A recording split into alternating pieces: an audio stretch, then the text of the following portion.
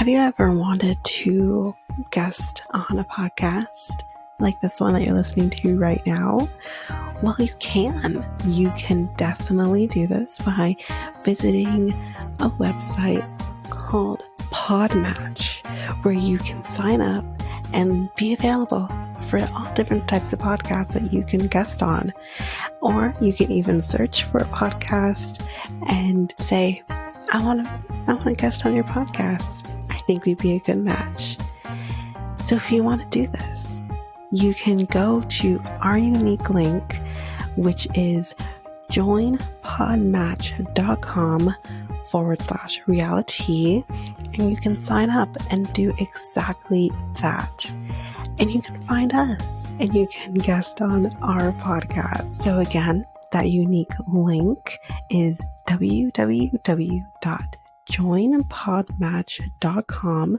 That's joinpodmatch.com/reality, REALITEA, and you can be a guest on our podcast.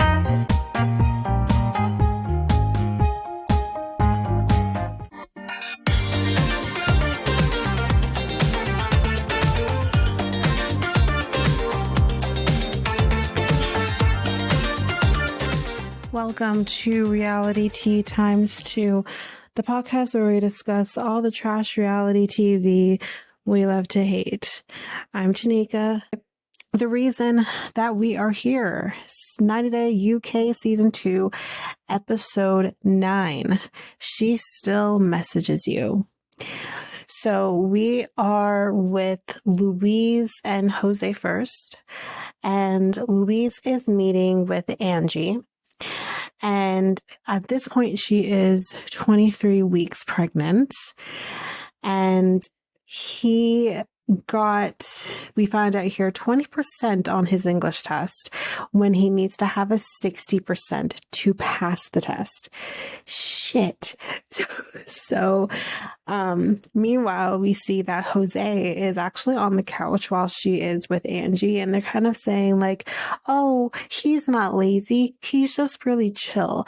Ma'am, he's fucking lazy, because while you are with your friend and you're allotted to have that time, your freaking husband is just sitting on the couch living his best life. Like, really?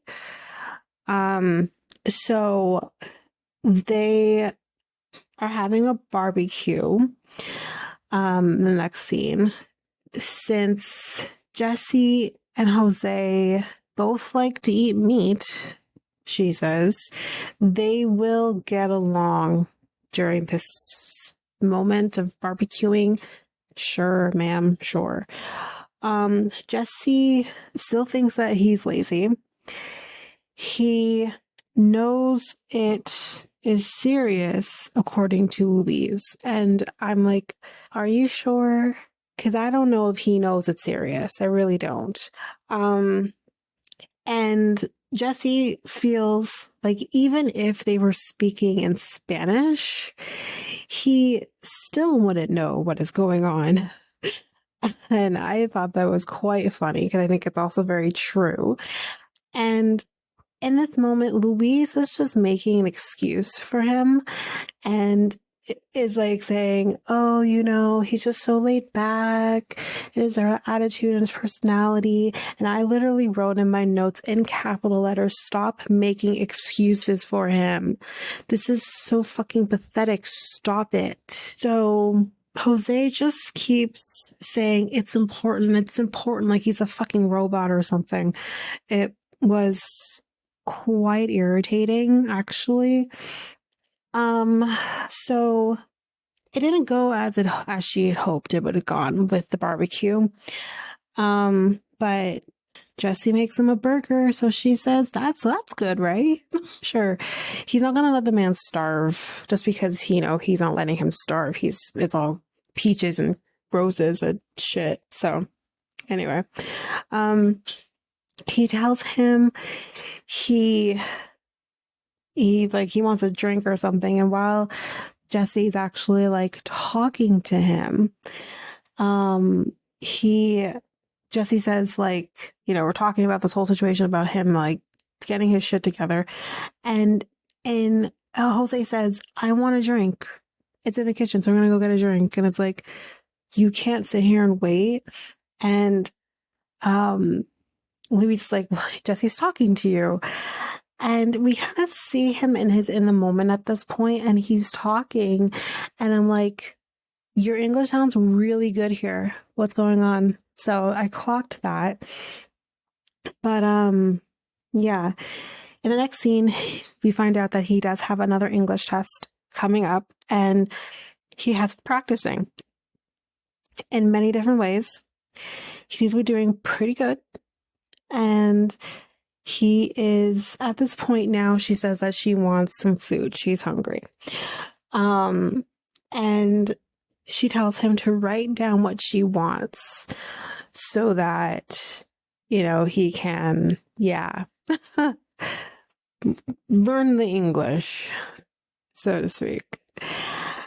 And he does. He writes the order down, and she has a huge order, like huge. She's asking for all these different types of foods and shit, and she's like, I'm pregnant, so and I'm like, just because you're pregnant doesn't mean you have to eat like a fucking pig. Like, come on.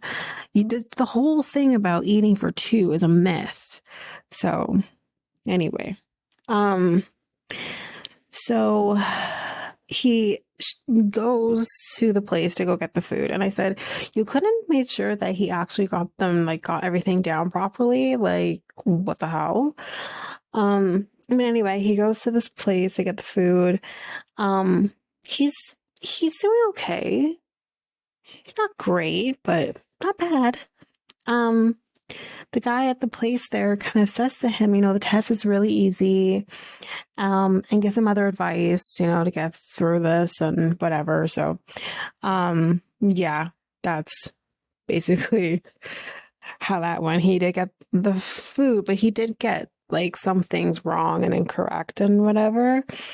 And then when he gets back to the house, Louise is like, you know what? I'm not hungry anymore. But he is, so he'll eat the food. And I'm just like, wait a minute. You sent this man on a wild goose chase for food, and now you don't want the food? What nonsense is this?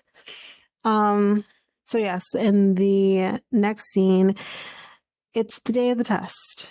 And she tells him, anyway, so yeah, he comes back from the test, he does the test, and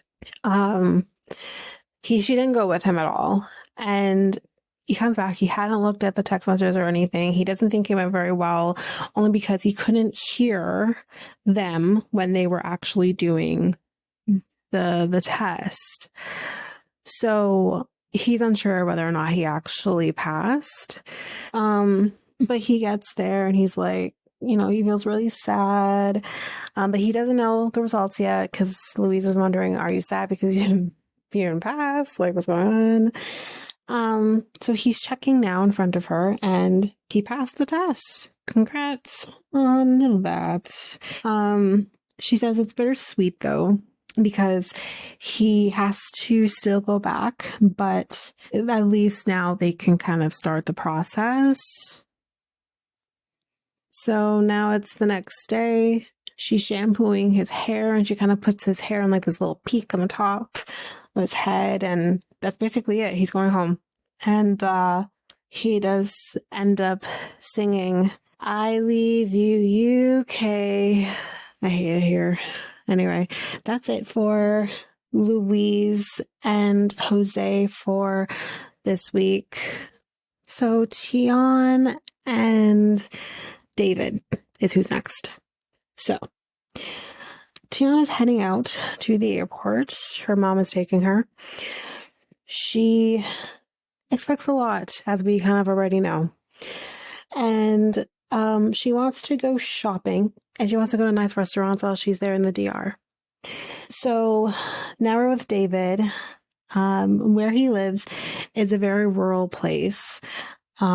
He's not able to meet her at the airport because he doesn't have a vehicle. So she has to take a taxi there instead, and she's not thrilled, but she's dealing.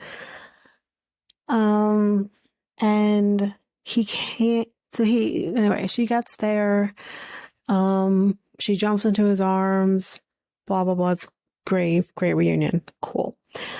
And they get into the house basically at this point, and they're going to the bed, and he says, I can't wait to make 100 babies with you right now. And she says, the fuck you say? No, no, no. I'm not doing that. So she says, two is fine. She says, you have to do a lot to make me happy. You need to put the toilet seat down. You need to stay clean. Don't pick your nose. And now apparently they're arguing. So I was very confused by this. I'm like, where, when, how, why? Like, I'm confused. Where are you arguing? Because I completely missed that. Anyway, the next scene we see them in, we kind of see that they are fighting over the mirror. She says she takes longer whenever someone kind of tells her to move faster. So because in this moment he's like, we gotta go, our reservation's at 7:30, we're gonna be late. And she's like, I'm just gonna take longer. I said, okay, so you're gonna act like a fucking child.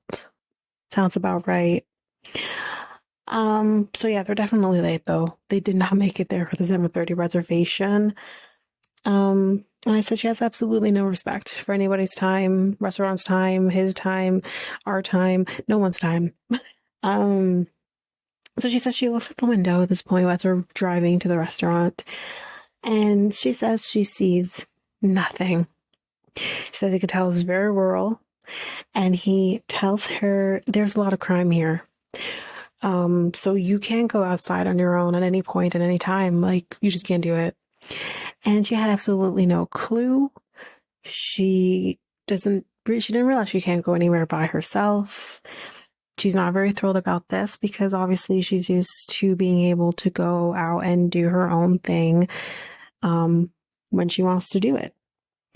So now they are at a restaurant that's by the ocean. She loves it. He says the restaurant is expensive. He thinks that, they can go maybe once or twice a month. She would prefer to go once or twice a week. He's a math teacher, so I don't know how much teachers are being paid in the DR, but it's not like a personal trainer in a hotel kind of vibe. Anyway, so because of the fact that he'll be a teacher and be going early into the school or whatever, she'll be alone most days. And she's like, this is going to be so tough to live like this. I won't have like my family or my friends. Like when you're at work, I'm going to be by myself. And I said, don't you have a fucking job? You literally just told us, which I didn't mention, that you work remotely. So this is why you're able to move to the DR in the first place. So you have a fucking job. Yeah, sure. Maybe he'll be gone still sometime before and after you work, but you have a job. So that will keep you occupied. I'm confused. But anyway, that's basically it on Tion and David. There wasn't a whole lot here, but there's a lot more for absolute entitlement and stuff like that. Like the whole not being able to go outside of your home because of crime. I get that could be a little bit of a cultural shock. You're not used to that, but and that's partially on him not telling you, but there's this lovely thing called Google. You can literally Google and find this out for yourself. You don't have to rely on him. But anyway. Do you want to spice up your love life? Well, you can make that happen by going to Love Shop, where you can get sorts of different things, whether it's for both you and your partner or just for yourself. For solo play, you can get things, all types of vibrators, maybe more kinky type toys, or you can just buy what every person may need, like lingerie or protection, or even just something to make it a little more fun, like games or novelty things. You can do all of this by going to Love Shop, and you can use our unique coupon code REALITYT2 to get 10% on anything your hearts desire. So that's loveshop.ca, LOVESHOP.ca, and use our unique coupon code REALITY2. That's REALITEA and the number 2.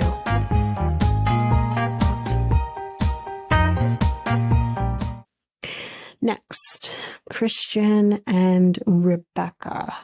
And I think this is actually our last couple this week, too. Just kind of quickly going through my notes here. Yeah, I think that is our last couple. Interesting. Okay, here we go. So it's the next day after this whole situation with the, stuff. The stuff. Yeah. So she asks him, what do you think? And he thinks, it went great, but he does sound very sarcastic when he says that. And he says, how much money did you make? Shit. Because he's not talking about how much money did the venue give you for doing the belly dancing. How much did you get in tips is basically what he's asking here. And I said, goddamn. He does say that it was awkward. Obviously, totally understandable. He says personally he would prefer not to go anymore. He doesn't want to do it. He doesn't like it. That's great. She says that dancing is important to her, so she is upset. He doesn't want to go, but I'm like, but why does he have to go? Why can't you just have this thing and he just supports you, accepts that you do this, but doesn't go? I don't understand why he has to be there. Anyway, she says it's not what she expected. And I said, the fuck you say? You literally just told us a whole fucking story about how your ex-husband didn't accept this either. And you literally fucking told us as well in this episode and the last one that both your ex and him are similar. But you didn't fucking expect this? Make that make sense, ma'am. I don't get it. Anyway, she thinks that maybe I made a mistake on taking him to that particular venue with that particular crowd. And I said, okay, on one hand, you maybe didn't expect it was going to go that way, but you literally have one that you're going to very soon, which we'll talk about in a second, where it's a restaurant setting. It's probably going to be different people who's going to be there. It's not a room full of men. You could have taken him there, but you didn't.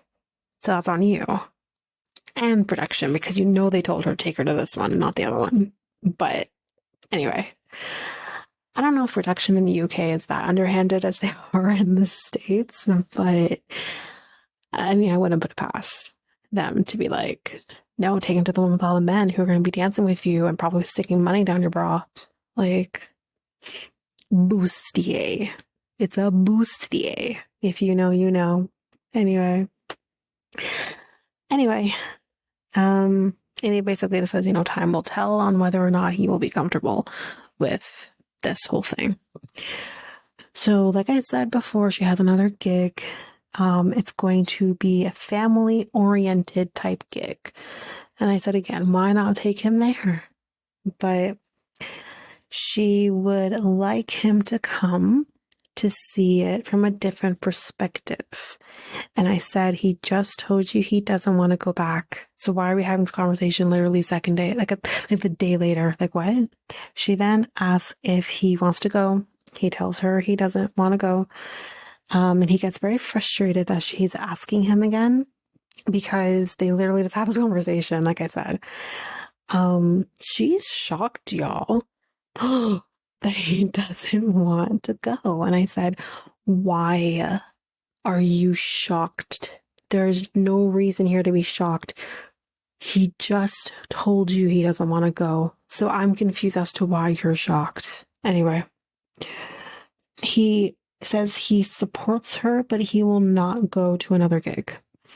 She says he has to be on board or they can't get married. So again, like I said, why can't he be on board from afar, support you in what you want to do?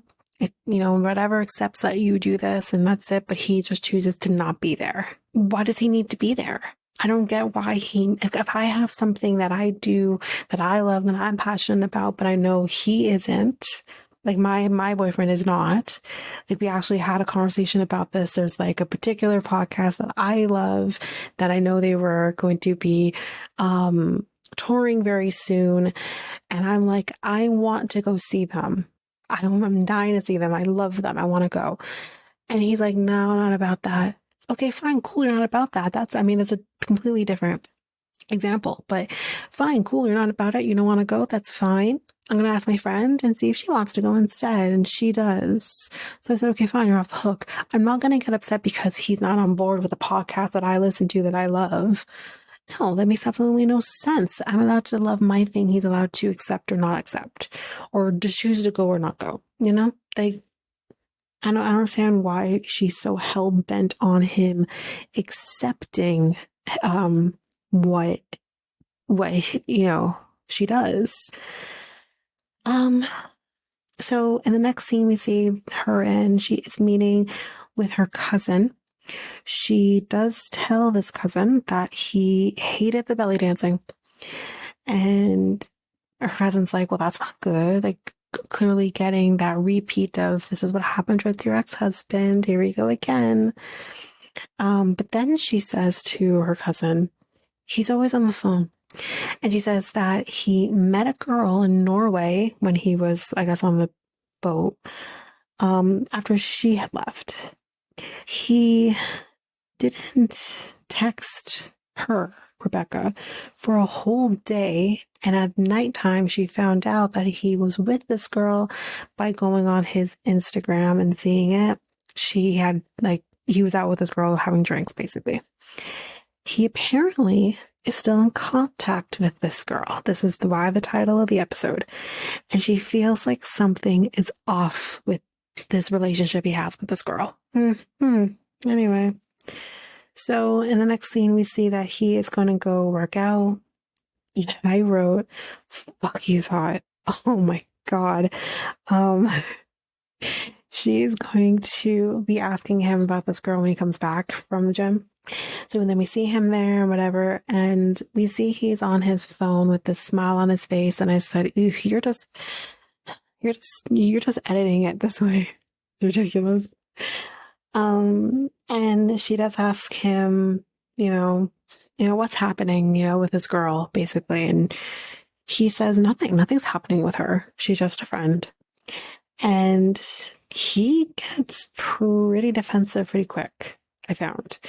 And he says, I don't know what I said there. I'm going to keep going. Hopefully I can get that out. Going further. Next, he says he has a lot of friends that are women. He says he doesn't talk to her, but as we know from Rebecca saying that she knows they're still in contact, she tells him, but I know you still talk to her. And she says, I saw your text messages with her. And then he says, no, you didn't, because I don't talk to her. What are you talking about? And then it's like he's trying to cover his tracks, is what it feels like. He then says, you know what, maybe you're deleting the messages after you see them. So that's why, but then you just said you don't message her. So what messages is she deleting then? That makes absolutely no sense, what you just said. She says, it's a little bit of a double standard. You can talk to whoever you want to talk to, but as soon as someone comes up to me in a professional thing, for me anyways, it's a problem. And I said, well, him talking to her is not the same thing as what you're doing. Not that I have any issues with what she's doing. It's not even about that. It was, what I said before it was just a communication lack thereof and her not respecting his boundaries at this point. That's where I have the problem. But again, if he is cheating on her, then it is a little double standard, a little bit. She's not wrong. And in this case, she's not cheating on him. She's dancing for her love of the dance and for her job. Because she does say in the end of the day, she's like, that money paid for his visa. So don't complain. He says, I don't see how we can get married like this. And I said, God damn, what a leap. What a leap. But yeah, this was a little bit of a shorter episode. Usually UK episodes are always a little shorter, but yeah, that's it for Christian and Rebecca. And again, like I mentioned, like I just don't understand why his boundaries can't be respected and why he has to be there to quote unquote support her. He can support her from afar. But anyway, that's just me. That's my thoughts. So anyway, that is it for UK. So if you like what you heard, please follow Reality Tea Times2 on any of your favorite podcast apps so that you don't miss a single episode. Please make sure you also share the podcast with everyone in your life. You can also rate and review us on either Spotify or Apple Podcasts. If you are an avid YouTube user, you can listen to us on YouTube at Reality Tea Times2. If you want to connect with us, you can do so by following us on either Facebook, Instagram, or Threads at Reality Tea Times2. You can also email us at realityteatimes2@hotmail.com. We have a website where you can listen to all of these episodes, as well as get links to our Facebook, Instagram, and YouTube pages, and that is at realityteatimes2.oludu.com. All of that information will be in our show notes. Well, that's it for now, guys. Thanks. Bye.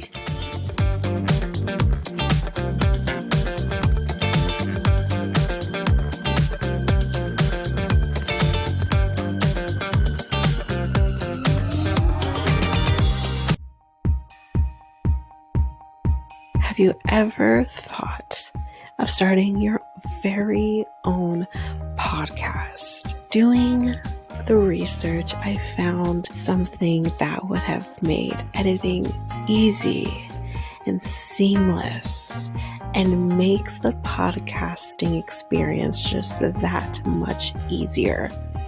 And I am talking about Oludu.